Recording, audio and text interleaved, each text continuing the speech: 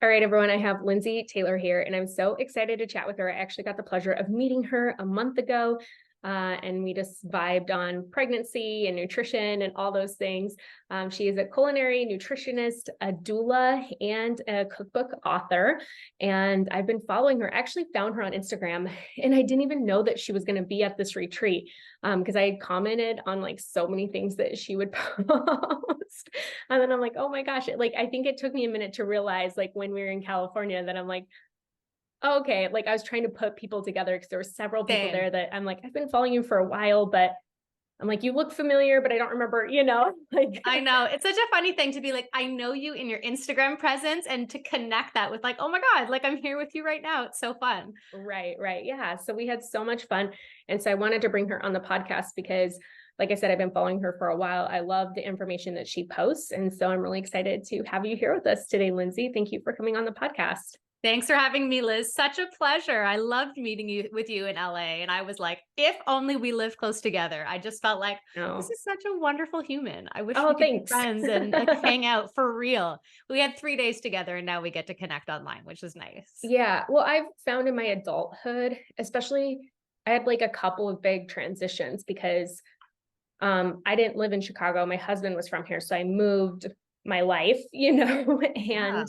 and then shortly after that got married and got pregnant. So finding friends in that season of life or like finding your people can be really, really hard. And I feel like a lot of my people are still back in Vegas. I've like started to find a few here, but I've lived here for like 7 years. And like I feel like I'm just now like finding some of my people. So when you're with a Yeah. group of like-minded women that have the same passions and it does feel super connecting, which was really, really nice. Absolutely. I can really relate to that. It's not easy when you're an adult and you have kids making friends. So I'm glad. I'm glad you're finding your way with that because it's not easy in a new Yeah. place. Yeah. Well, I was listening to a podcast the other day. I always listen to Birthing Instincts with Dr. Stu. He came on my podcast a couple years ago to talk about breech birth. And he was like, he's been an OB for like 40 years, right? Wow. And he's like, my family doesn't listen to anything I say.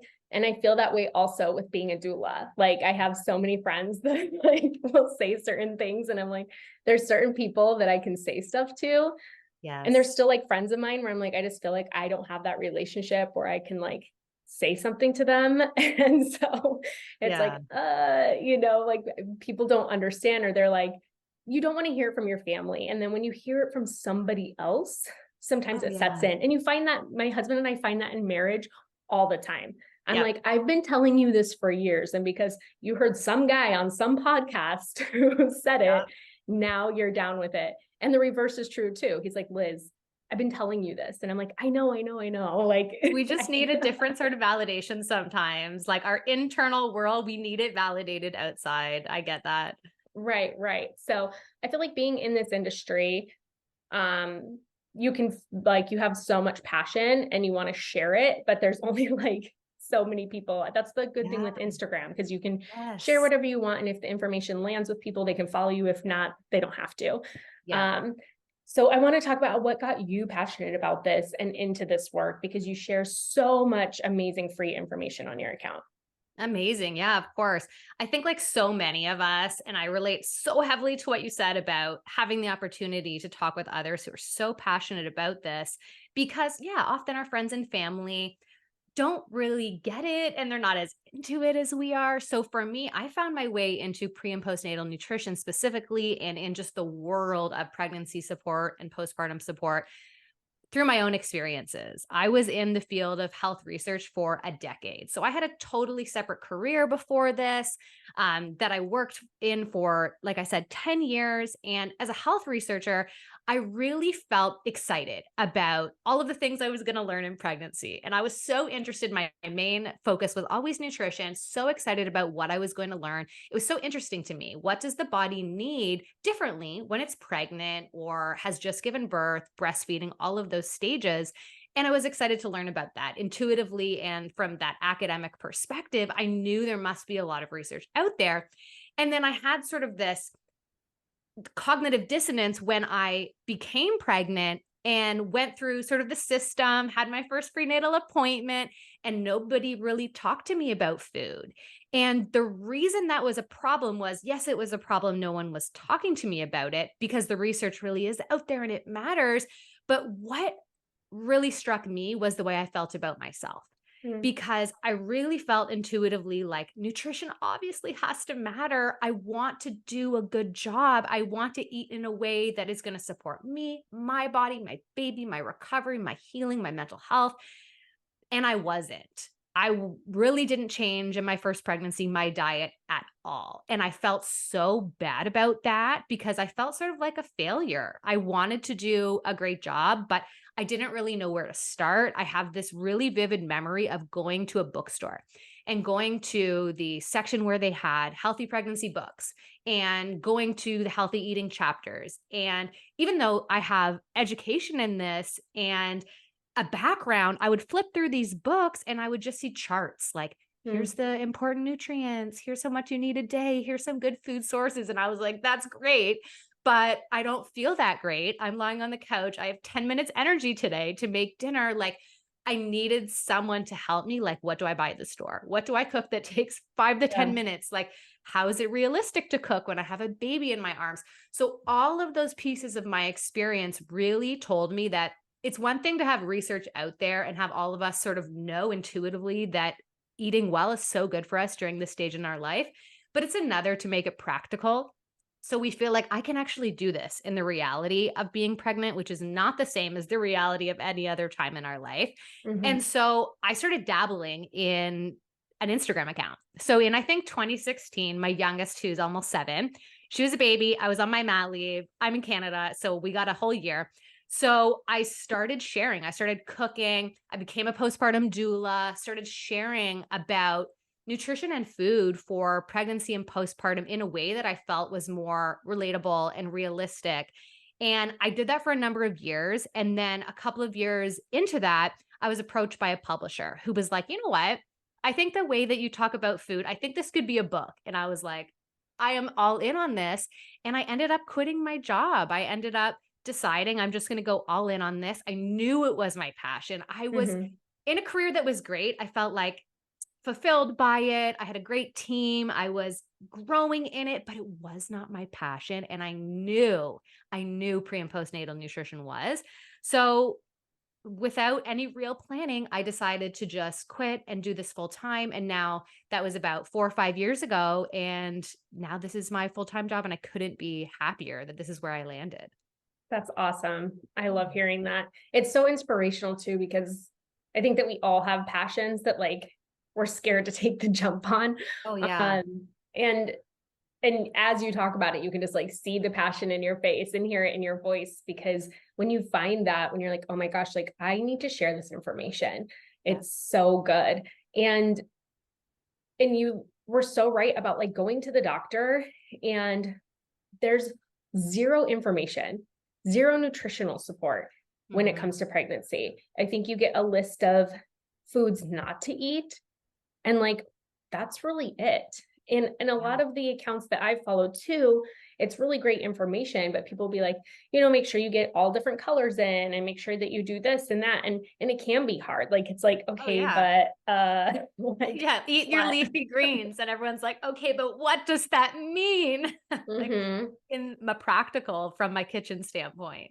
Right, right. And it's like, yeah. And again, like pregnancy can be so hard. And I so relate to you with my first a little bit. I feel like each pregnancy I've learned more and I've done more. So I feel like I started out with a decent set like knowledge, but also pregnancy can throw you for such a loop. Yeah, And I feel like I've ate pretty decent in my pregnancies. And I've also allowed, I think that it's important to allow room for like your cravings and foods that you absolutely. enjoy. Like it's so important to nourish yourself, but also enjoy life as Yeah. well. But it's easy to beat yourself up about stuff. And I remember with my first pregnancy, I went to go visit all my aunties who are like in South Dakota and Minnesota, and they all bake pies. And my mom and I were like on a 2-week road trip, and like all I ate was like sugar the entire time. And I remember like feeling like crap, but then also letting myself be like, this is like nostalgic. Like this reminds me of like how I grew up, and like, it just cracks me up because my mom even made me this cookbook when I got married. And there's in all my like family, like sent in That's recipes. amazing. Yeah. And in the section that says salads, there's not one vegetable in there. Like the way that they grew up, it was like Snickers salad, like Oh my God. tapioca salad, like everything's like sugar and fruit. And like there was not one vegetable in the salad section. Yeah. And so I was dying, but it is such a gap in care nutritionally. So if you don't have the foundations, it can be really hard.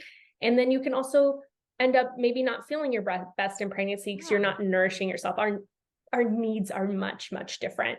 Yeah. So I would love to talk a little bit about that list of foods that we get in pregnancy that are a no-no, that your doctor's like, don't eat this, don't eat that, don't eat this.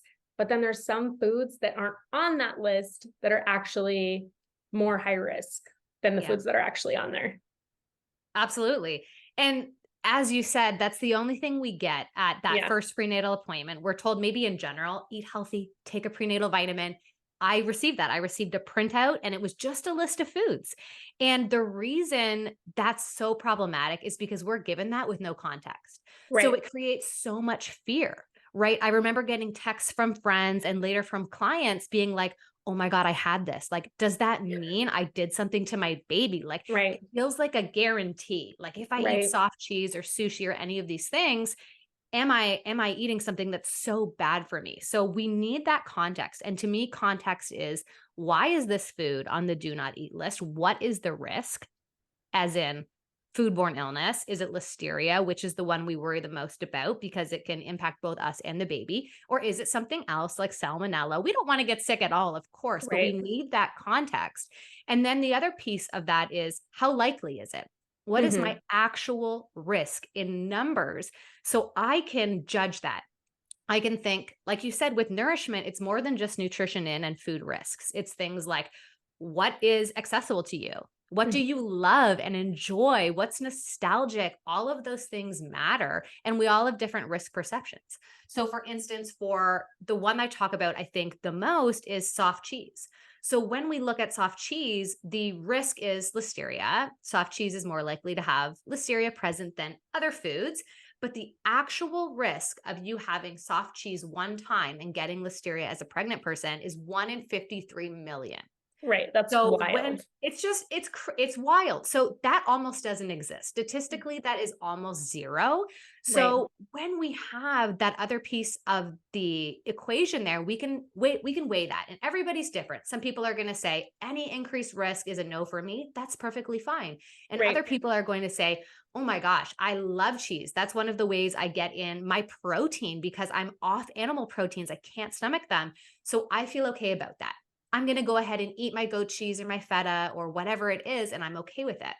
And then we have to consider what's in our fridge, what's practical for us. As I mentioned, this relates to most of the things, right? Deli meat, soft cheese, runny eggs, sushi. We're talking about a lot of proteins that make up a big part of people's diet.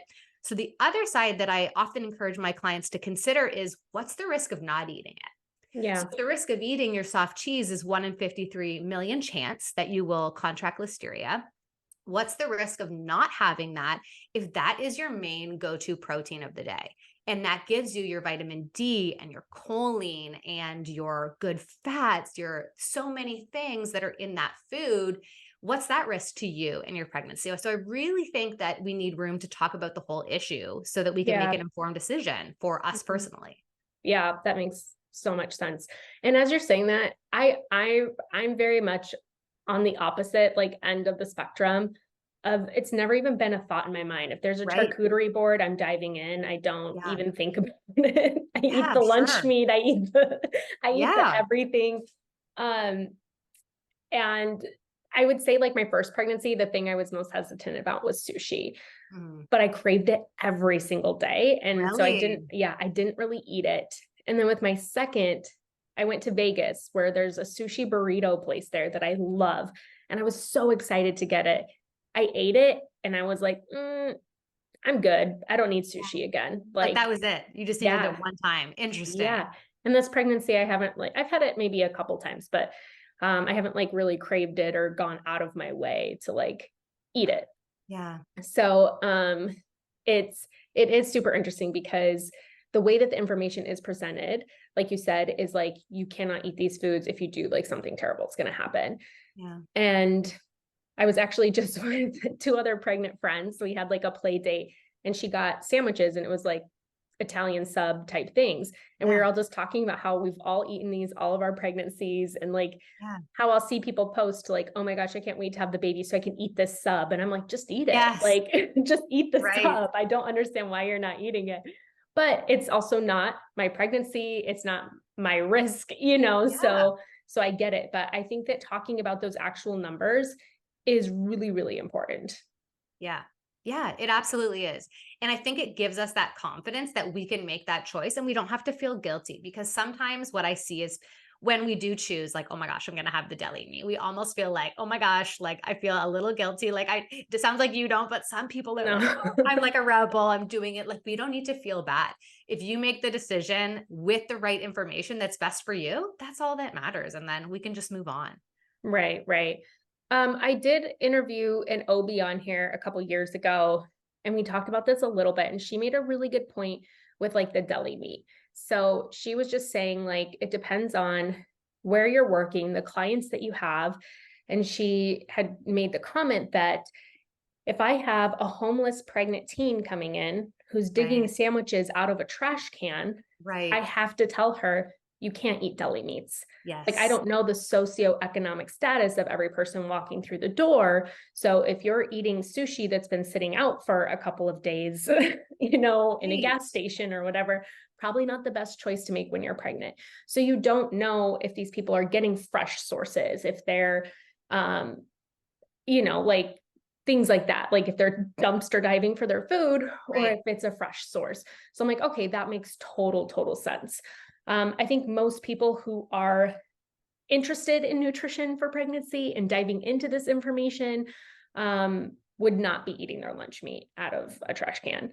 So I do think that that's something else. But is there something with lunch meat with the nitrates when you're pregnant, or no, is Yeah. that just And healthy in general? exactly. So that's the other consideration that some people have is what else is in the food Yeah. that is possibly a something that I don't really want or something that I really do want. So that's a great consideration. Like nitrates, we don't really want them in our body. We can get better quality lunch meats than others. And then there's probably things in them that we do want, which is like our protein and our nutrients.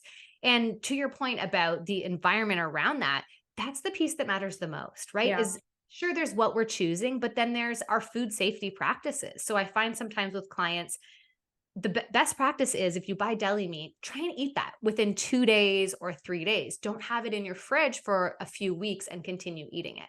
So the thing with listeria is it's a bacteria that will continue to grow and thrive even in refrigerated temperatures. Whereas that's why fridges are so life-saving, right? They stop the growth of bacteria. But where listeria is concerned, it will slow it down, but it won't stop it. Hmm. So food safety, using up your leftovers or your deli meats within 2 to 3 days, or freezing leftovers, making sure your fridge is at a good temperature, 4 degrees or less, those things are going to likely reduce your risk more than what you're actually choosing when you're at the store. Mm-hmm. That is one thing that I am more mindful of being pregnant. I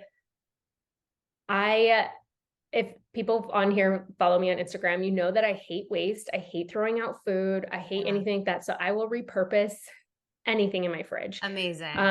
If you know, if there's goat cheese that I'm like, maybe I can cut off the end of it and still use it, I Yeah. do it. But in pregnancy, I've realized that I'm more like, this smells a little bit funky. I'm just gonna toss it Right. instead of like potentially like the other day I had a thing of spinach and it started going bad and I'd like picked out some leaves, but then the next day I'm like, there's too many bad ones in here. Yeah. Like normally I'd go through the entire container and see what I could salvage and rinse it off and like Yeah. use. But I was Yeah. like, no, I'm just going to toss the whole thing because I don't want to risk it. Right. And so that's another thing. The way that we all take that food safety conversation, and our pregnancy is going to look different. And that's a great example of maybe not doing anything different in your cooking or your grocery shopping, but in how you're using your food once it's there, just being a little more cognizant of, okay, what's the risk? Is it kind of going off? I'm going to be more conservative than I normally am during pregnancy. And that's awesome. It's a great example. Yeah. Is there anything on that list of food that is because of salmonella? Eggs are mostly because Okay. of salmonella. So eggs, I think, is a great thing to talk about because if people often ask me, what's your number one food for pregnancy? And it's eggs, pretty much for everybody, because they're so accessible and inexpensive. You can make them very quickly, even if you only have 5 minutes, in whatever Yeah. way you like. And if you think of what eggs are, they have everything necessary to support the beginning of life. So Mhm. they have in them some of our really hard to find micronutrients for pregnancy, like choline. So a lot of people are worried, like, I only like my eggs when they're runny. So when the decision becomes, do I eat no eggs because there's a higher risk of foodborne illness, or do I eat eggs? Everyone, of course, has to make their own decision, but I'm very much on the team of eat your runny eggs because I want you to get all of that beautiful goodness that's supporting not only your well-being, but your baby's development, neurological health. Something like choline is related to behavior and IQ and learning and social skills in the entire childhood stage. So it's things like that that give a lot of context and meaning, I think, that are worth considering along with that potential risk. So for runny eggs, we're not really talking about listeria. Right, right. Um, Yeah.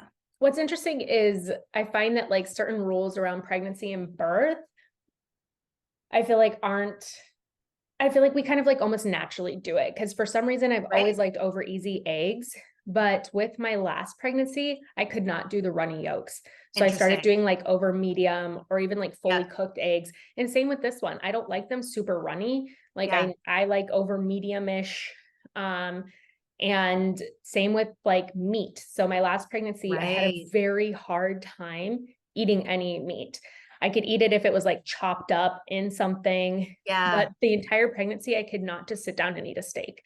This pregnancy, I can, but I used to like my steaks medium rare. I do not now. Like I can't do a medium Interesting. rare steak. I Yeah. need it to be, and it's not because of the rules around it, because Right. everyone listening knows I don't care. But Yeah. Yeah. like it's because naturally my body's like, it's probably my body's way of protecting itself, of Yes. being like, okay, let's maybe have the steak medium well, you know, like Absolutely. Our bodies have our back. I think they're very wise. We don't have like solid research to back that up, but I really feel that it is our intuition sometimes that explains why we go off certain things and also why we crave certain things. I have yeah. so many women in my practice that are like, oh my God, I want milk. I want dairy. I could die for a hamburger. Like, these are incredibly nutrient dense foods that we're craving that most people are low in. So I think Mm, that there is a lot of value in being open to that. What's your body mhm. asking for? What's your body just like telling you don't want, even if it's a food that you love? And like, let's lean into that. Let's learn from that, just like we learn from other sources. Well, and like I said, it's in birth too, because there's so many rules around like no Yeah. eating and drinking in labor. I'm like, I've never been at a birth, especially like an unmedicated one, where somebody in labor is wanting to eat food. Like Yeah. normally it's like a little bit of honey here, some sips of an electrolyte drink, maybe a bite of something here or there just to Yeah. sustain energy to keep going. But nobody has ever been like in active labor Yeah. craving Chipotle, you know, Yeah. like Yeah. there, Yes. and so It's it's like, why are these natural. rules there? Your body's already telling you. I've found with an epidural with very long labors, Sure. like by day two, they're like, I'm hungry, you know, which is like Absolutely. You need to normal, eat. right? Right, exactly. Yeah. You're even if you're not like feeling the pain, your body still needs fuel to get through. It's still Absolutely. working. But even then, like the bursts that I've been at, I'm like, you can have a little bit of something. They're like, I'll just eat a granola bar. You're like, they're Right. still keeping it light, like because your body is Yes. just naturally doing Yes. that. So I feel Your like we don't body's not gonna need, want a big heavy meal. right, you don't need Yeah. those rules around it because nobody's doing that. Right, So right. In active uh, labor, no. right. And so I want to talk about maybe the foods that aren't on the list that are Yeah. at risk, because that's what I find interesting is that they're like, yeah, don't eat runny eggs, which are so nutrient dense and Yeah. so full of things that you need. and don't eat sushi, whereas like women in Japan eat it their entire pregnancies. They do. Yeah. Um, and if you look at their outcomes of different things, I'm not saying it's just sushi. They do a lot of things differently than we do, but they have way better maternal and fetal outcomes than at least the United States. So, but I'd like to talk about maybe the things they don't tell you. Don't go eat a salad. Like, what are your risks of eating a salad? Right. Absolutely. And that's where this context is so important to see. How do our, quote unquote rules differ from elsewhere in the world? What does that tell us? And if we actually look at the data of what are the recalled foods because of listeria and other foodborne illnesses, where are we finding these bacteria in our food, and where are people actually getting sick and potentially having really severe consequences? When you look at that data, 50% of the time, at a minimum, it's produce. And so it's our fruit, it's our vegetables, it's our frozen fruit. If you think of the recalls in your area, you've probably heard of like romaine lettuce, cantaloupe melon. You're hearing all these extremely healthy foods that we would never tell a pregnant person not to eat, because in our culture, we value fruit and vegetables as that is the picture of health. If I told you make a poster for me with healthy foods, if I asked a kindergarten class that here in the West, they're all going to put fruits and vegetables. That's just our society values that. So we would never tell somebody who's pregnant to avoid that because we know it's so nutrient dense. Whereas that's where the risk really is. So it often becomes, how do we manage that? So are we going to not buy fruits and vegetables? No, of course not. We're going to, but it's those food safety practices. Like if we're going to buy romaine lettuce or other greens or other vegetables, we're going to wash it. We're going to make sure that we're using clean cutting boards and knives. And then when it comes to which ones do we choose at the grocery store, we can lower our risk depending on our choice. So if we were to choose like a raw head of romaine lettuce or other green or cantaloupe and cut it up ourselves at home, our risk is lower than if we're buying, say, a pre-cut up cantaloupe that the store has done, one of those store mixed salads, one of those salads where all the ingredients is already ready for you.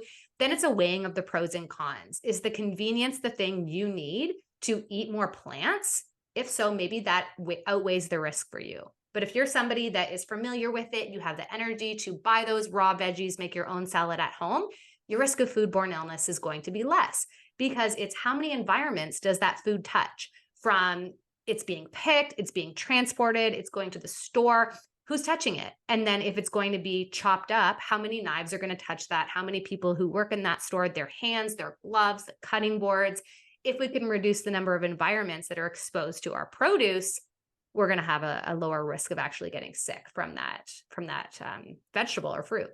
Yeah, that makes so much sense. All of a sudden I'm getting like grossed out by bagged salads, even though I love them. Totally. But again, I've had people say to me like, this is the only way I eat my vegetables. And that's so important. And that's okay. We just need to weigh our own personal pros and cons. I don't want you to not eat it or to have it go bad in your fridge, right? If you are buying all these raw veggies, but you don't have it in you to prep them or eat them, then that's just a shame.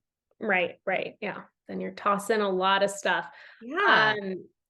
Yeah, in my last pregnancy too, and a little bit in this one, I've had a hard time with cooked vegetables. Like, I don't know why, but I could do salads all day long, fresh vegetables.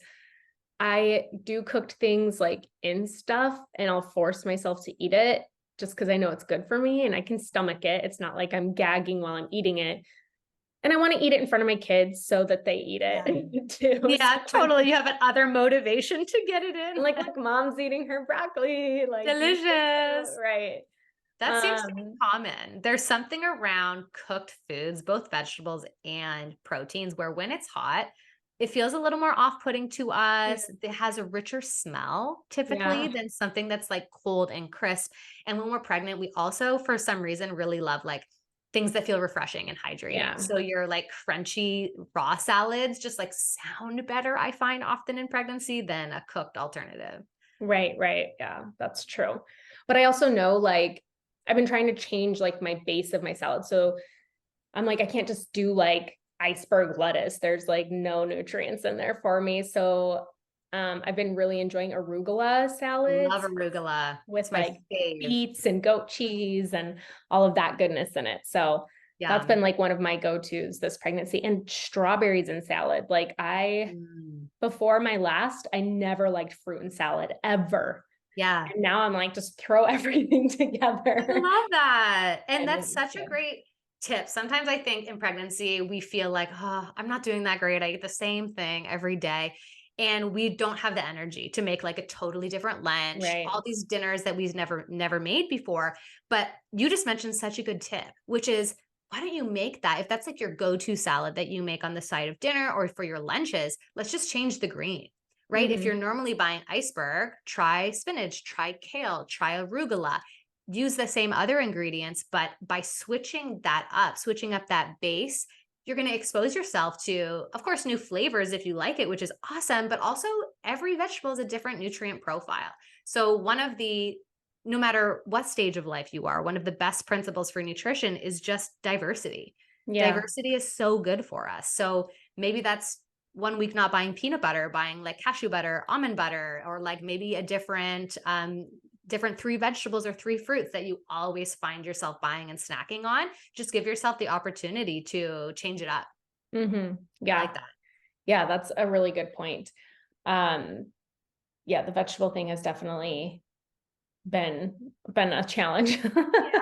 Yeah. Well, it sounds like What's you're doing weird, an amazing job because it is hard. it is hard. I mean, yeah, I'll do arugula and salads, but the only other leafy green that I like, um, as far as like sauteed greens, I normally love sauteed greens, Yeah. is collard greens. Like I Yeah. could eat Nice. a whole bunch of sauteed collard greens. Amazing. Um, but I've been using, like, I didn't have any because I didn't want to go to another grocery store the other Yeah. day. So I was doing spinach and I was like, I don't want it's fine, I'll eat it, but it. I really Yeah. want those collards. I get So that. Oh, yeah. For yeah, sure. I know the cravings can be very intense. Again. I'd love to talk about postpartum a little bit because Yeah. um, one tool as a doula that I always tell clients is, by week like 38-ish, maybe even before 37, 38, I'm like, if you're making like a meal that you love, make double and freeze half. Because postpartum is just like not, it's a lot to try to let your body heal and cook and try to take care of your family. But I think that there's also no information for nutrient Yeah. care postpartum. Like your Yeah. body is healing no matter Yeah. what kind of birth that you had. You have a placenta sized wound, you have a uterus that's been expanded, your pelvic floor has been expanded, everything's trying to go back to normal. If you're breastfeeding, like you have different hormones and different nutrient requirements, and you're just doing different things with your body, and there's zero nutrient information Yeah. for postpartum. Absolutely. And it's such a shame because when you look at our body's needs throughout life, it's that postpartum stage, healing, breastfeeding, that our nutrient needs are higher than they ever are again in our life, including when we're pregnant, including the third trimester pregnancy. Your nutrient demands, your caloric demands are even higher than they were in your pregnancy.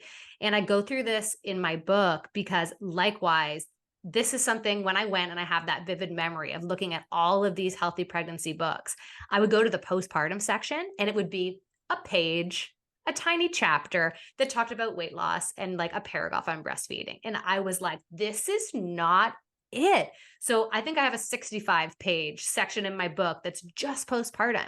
What does your body need and how are you going to do it? Because it's one thing to say your body needs so much nutrition postpartum and another to actually make it happen. Right. Because when we have a baby, as you well know, it's so hard to feed ourselves at all, let alone feed ourselves well when we have healing, we have a newborn on our chest. So we can't get out a fork and a knife. We can't eat anything with a spoon. We need things that we can eat with one hand. So at least for me, I found myself like, okay, cookies, crackers, granola bar, like that was just what happened. I didn't want that. And I found myself very undernourished in my postpartum because of that and had like sleep issues, mental health issues. And of course, nutrition isn't the only factor, but it's one of them. So as you said, a really beautiful way to support yourself in that stage is to get some healing, beautiful, nourishing foods in the freezer before baby comes. So there's a couple different strategies. As you mentioned, one of them is in the month before, or even longer before baby comes, even up to 6 weeks, when you're making something that you love that's freezer friendly, double batch it. One for me now, one for me later. And then for other people, they might want to do like a marathon weekend. Like I'm going to get a friend, maybe my mom, maybe a cousin, whomever, another pregnant friend, and I'm going to spend this half day or full day in the kitchen just prepping my freezer. And we want to make things that make it so easy to feed ourselves when baby's here. And it is the best possible gift that you can give yourself when you don't have to. It's not just the cooking. It's like the food prep, the mental, like, what are we going to have? What's in the house? We have to go Right. grocery shopping. Like it's the chopping, it's the actual cooking, it's the cleaning. So when you have food in the freezer, it takes away all of those things. So ideally we want some foods that take no work on the other end. So are things like soups and stews and curries, fajita packs, things that we can just like dump in a pot and heat up. And those are the easiest. And they're also what our body needs postpartum when there's only so much energy our body has. And so in a stage like postpartum, our energy is going to be spent on things like healing, producing breast milk, dealing with all those hormone changes you discussed. So things like our digestive system are kind of going to take the back seat so we can help our body absorb nutrients better, take it easy on our digestive system when we have a lot of cooked foods that are really liquid rich, which is why we talk so much about like bone broth in postpartum. There's really a functional reason for that. And it helps our body. It lends our body a hand when it's going through that process and gives it the nutrients that it needs to do all of those things it has to do in that really complex stage. Yeah, I'm just baffled by our lack of just postpartum support and care and information. Like I still just think even with it being talked about so much more, there's still this expectation that you're going to have your baby, but you still have to take care of your other kids, feed your family, do all these things. And it's like, if you can, like, you really should take a couple weeks of not. Totally. And Let's lie some in people, bed. right, but some people Rest. don't have the support. Absolutely. And so one way that you can just make it easier on yourself is having these freezer meals that you can just, again, just heat up for dinner. And it's like, who cares if we're having soup every night for the next 2 weeks? Like it's nourishing, it's great. It has everything we need. I don't have to do any work and we're good to go. We One can't thing, skip it, right? We have to eat. right, That's right. one of the things in postpartum that we can't just like put to the side, like so many other things, to take it easy and be gentle with ourselves. We're forced into it. And like you said, if we don't have support, it's like, that's 3 meals a day. That's snacks for ourselves, for our kids, for whomever. It really is, in my opinion, one of the most powerful things we can do to give ourselves a more gentle postpartum time. For my last birth and what I'm planning for this one too is, since I birthed in a birthing center, like they have a couple of rules there before you can go home and you have to eat a meal before you go home. So I actually made like a hearty soup that I froze beforehand. So when we went into labor, we just brought it with us. Fantastic. And they heated it up on the stove there. And like, that's what I'm going to do this time too. So beautiful. But I found that for me, making breakfast was really important in advance. So I actually found like a recipe from the First 40 Days book of these pancakes. And I made a ton of those and froze them, some nutrient dense muffins, some things like that, because in the morning, like when you're kind of laying in bed, you're nursing on and off and you have other kids, it's like, here's a muffin, go. 100%. And I'm so happy you brought that up, because we think so much, and I even said that about those dinner foods, but we need to eat all day long. So when people ask me like, what should I bring? My friend just had a baby. It's like, yes, we want those dinners and things that can feed everybody, but we also want breakfast items. Do some freezer burritos, some breakfast cookies, some sheet pan pancakes, all of the things you did, and also snacks. that person who just gave birth needs to eat like around the clock, and they can't always, right, like have a bowl of soup and a spoon when they have like a baby head right here. It just doesn't work. So yes, thank you for bringing that up, because it's such an integral part of that freezer prep, is not just dinner. Right. Right. Yeah. I found breakfast to be the hardest because even for dinner, I was like, if worst comes to worst, I'll just throw a bunch of stuff in a crock pot. Yeah. Yeah. Make something happen, which is Whatever amazing. comes out on the other side.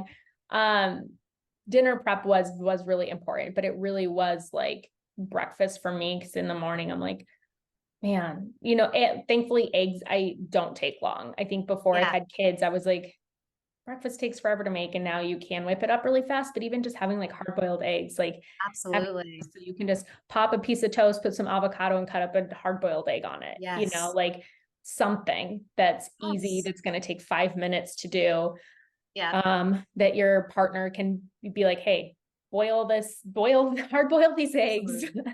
And, then Yeah. I have breakfast this week, whatever. Exactly. And you can Um, batch cook those. Like you said, hard boiled eggs. You can, if you like scrambled eggs better, you can scramble a whole carton of eggs and then just like reheat them in 30 yeah. seconds on the stove the next morning. You can do really any type of egg and save it for a few days if you don't have the mental energy every day of like starting fresh. I know. Well, every time, so my girls wanted pancakes today, so I made some pancakes, but I always make extra and then like freeze them, or sometimes I'll put them in the fridge for like a day or two. And then if they Yeah. don't ask for them, then I freeze them. Yeah. And then the next time they want pancakes, I'm like, oh, you want pancakes for breakfast? They're Look already at ready. that. Like I have Oh, to do there's nothing nothing. better than not having to work for it. I know, I know. But there are so many things that you can set yourself up for success Yes. in postpartum and like take some of that stress off, but it's not handed to you in your pamphlet to take home. I know, unfortunately. But I do have I was just going to say, if it would help anybody, I have a guide. It's free about how to prep your freezer for postpartum with healing foods. So it's like, I think it's like a 25-page guide. There's some recipes in there. So if anybody wants that, I can send it to you, Liz, and you can make it available. Yeah, well, I'll put it in the show notes for people listening. Perfectly. Perfect. But before we wrap up, I wanted to talk because I was looking at your website before we hopped on, and I saw that you're going to be doing a prenatal nutrition course Yes. for professionals, which is really, really cool. I'm Yeah. obviously like, I'm super passionate about it, but I'm not an expert by any Yeah. means. So I would love to learn more about that. For sure. Thank you for giving me the opportunity to talk about it. It's such a funny thing because it was never in my plans to do a professional level training course. But as I was in my business, that was the number one thing I kept getting asked for, like doula colleagues saying like, oh my God, if you would make a course, I would take it. So that is a huge part of what I do now. This is going to be the fourth iteration of it. So it's a 12-week intensive course for mostly birth workers, doulas, and nutritionists, midwives who feel like this is such an integral piece of my clients' well-being, something they're interested in. We know the research is there. It supports all of our pregnancy and postpartum outcomes. And it takes you through every single stage of pregnancy, every trimester, preconception to postpartum, every complication and complaint, gestational diabetes, preeclampsia, nausea, just everything that can come up. And we talk about what's the research on this? How do we support our clients through nutrition? And how do we make it work for the real life of our Mm-hmm. clients? So it's very much a balanced research and real life. So actually that practical piece of what meals can you make your clients? What recipes can you send them? What groceries should they be buying at the store, depending on where they're at, what their needs are, what they're struggling with. So it's a really beautiful community. We take 20 to 25 students each cohort. So it's really nice. It's all live. There's nothing pre-recorded. And then when our course is over, everyone becomes a prenatal nutrition expert.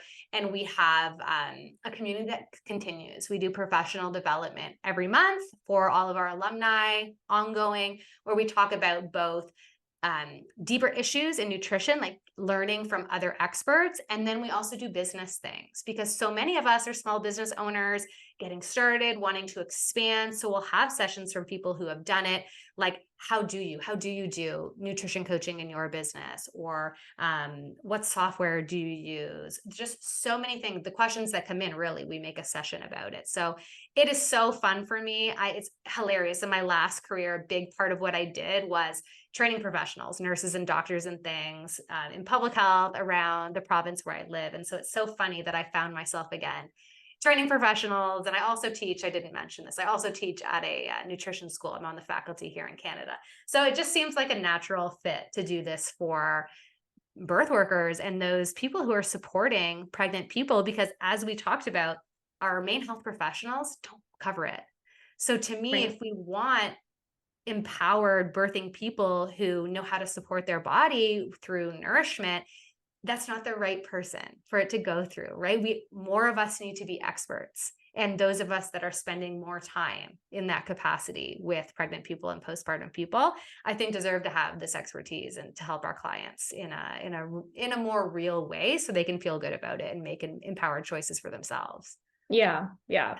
I love that. It's so important. And I feel like I'm somebody who I always love to like continue to learn and learn something new. And just with my last client, she had gestational diabetes, and I learned a lot just through her because she did a lot of research on her own. I knew from the doula standpoint, I'm Right. like, so what's going to happen is they're going to tell you to have Right. a big baby. They're going to want to induce you early. They're going to talk about C-section. They're going to, and every Yeah, single thing that I said was going to happen happened. But of she knew the course. research. She was equipped. She was able to go into labor on her own at almost 41 Amazing. weeks, have a beautiful vaginal birth. Um, Wonderful. we had to fight for a few things, but that's Yeah. okay. Yeah. But she was educating me on some things with gestational diabetes because I really don't know anything about it. And I'm like, Yeah. I need to learn more so that I Yeah. can help equip, because again, they're not given tons of information. No, and it's very overwhelming. When you get that diagnosis, it can be scary. No one's really preparing you. So it's helpful to have someone else in your corner. Be like, okay, here's what you need to eat. Here's some meal ideas. I'm going to help you with this. Oh, you're having trouble with your morning fasting numbers. Here's some strategies you can use, because that's a hard thing to go through. And Yeah. food is the number one treatment. And so many people feel that because they're overwhelmed. They don't know where to start. That there's not any built-in support. So I think it's such a meaningful part of our knowledge base and this program that I put together, because if you support pregnant people at all, you're going to support people who have gestational diabetes, right? It's around one in Right. five. But you're right. There's no training about it, which is too bad. Mhm. I'm wondering with that, as well as like some other things that arise at the end of pregnancy, if there's some research around what you can do in the beginning to prevent these things from happening. Because I know with preeclampsia, they're showing things even like, or even hypertension later in pregnancy, Yeah. things like the brewer's diet, so higher protein. There's things that we can do nutritionally to decrease our chances of certain things happening. And I think that if you're somebody who is going to fall into a high risk category based on your race, your age, your history, maybe those are things to like really consider in the beginning Yeah. of your pregnancy. Is there something with gestational diabetes too that you could potentially do? Yeah, you can always, I mean, there's the risk profile for gestational diabetes, and so many of those things is diverse. But our nutrition and our diet, our blood sugar control is one of those things we can start working on. And for Yeah. many of these things, preconception is actually really powerful. And if not, then early in pregnancy, the earlier we can start working on some of these Yeah. things is going to be the most powerful in terms of reducing risk. So even learning the basics, I think all people who plan to become pregnant should be empowered to learn the basics of what does it look like to support your body to balance your blood sugars? What do you Yeah. need to know so that you can have your blood sugars in a safe range? Gestational diabetes or not, we have very good research showing even moderately high blood sugar in pregnancy is related to some higher risks of negative outcomes we'd rather avoid. So it's things like starting with your protein on your plate every single time. So even making that one switch instead of like, Yeah. okay, I'm going to have pasta, I'm going to have a sandwich, and then filling that in with things like plants and proteins and fats. I really think that switching our mindset to what am I going to start with that has some good protein and fat? So in the morning, maybe we do focus around eggs. Or at lunchtime, instead of focusing on, I'm going to have a sandwich or a salad, we're like, I'm going to have some chicken. And then how am I going to repurpose that chicken every day? I'm going to put that on a bowl. How can I add another protein? Am I going to throw a handful of nuts and seeds? Am I going to add some cheese to that? Am I going to have a hard-boiled egg that I can cut up? How can we base a lot of our meals and snacks too on that protein? Because we need to have protein and fat and fiber in every meal and snack to support our blood sugar, which isn't just important like medically, but it helps us have better energy and less For everything. fatigue. Yeah. And really, it's a risk factor for everything, including something that seems so unrelated like heartburn. Our blood sugar actually relates to our ability to control heartburn, which is another thing, obviously, so many of us deal with in pregnancy. So for so many of these things, preconception time, if anybody is listening and considering a pregnancy soon, it's actually a great time to start working on your nutrition. It's really, really powerful. Yeah. Yeah. And But I it's do never think, too late either. Never too right, late. right, Yes. right. I do think that that is one change that I've made with this pregnancy compared to last is if I am going to have some watermelon, I'm like, Right. okay, I need to have a cheese stick. Like, Yeah, you know, exactly. Yes. I'm I like, I'll love have a that. string cheese with it, like trying to make sure I'm getting Yeah. some form of protein in. Yeah. Because I learned that before like getting pregnant again. I think I was like 6 months postpartum and I just knew that I was depleted. And so I really focused on getting 30 grams of protein in the morning before I had coffee, before I did anything else. And then really trying to make sure that I had protein with every snack, with every meal. I've always had protein at meals. I've been like one of those people that I'm like, this isn't a meal. Where's the meat? Like, I Yeah, don't, totally. I feel like, well, actually not in high school as a vegetarian, but I feel that way now. I feel like it wasn't really a meal if I didn't have like some form of protein, Yeah, but you're usually not that way with snacks, right? Like, exactly. so pairing it with a snack is Yes. always something. And now I'm like so much more mindful of it with my kids too, because they are like fruit fiends. So I'm Yeah. like, okay, you have to have like a piece Yeah. of cheese, or you have to have like I try to get them, and they don't always, but I always offer, Yeah. some Yeah, like form a of protein. yogurt, a handful of, like, my kids love roasted cashews, like something like that on the plate, because our snacks, they count too, just like our meals. Yeah. Right, right. Yeah. What I found super interesting with preeclampsia was that some of the research is showing it's linked to the sperm, Mm, and that you can see with some pregnancies that, let's say a woman had preeclampsia twice and then she switched right. partners and didn't have it again.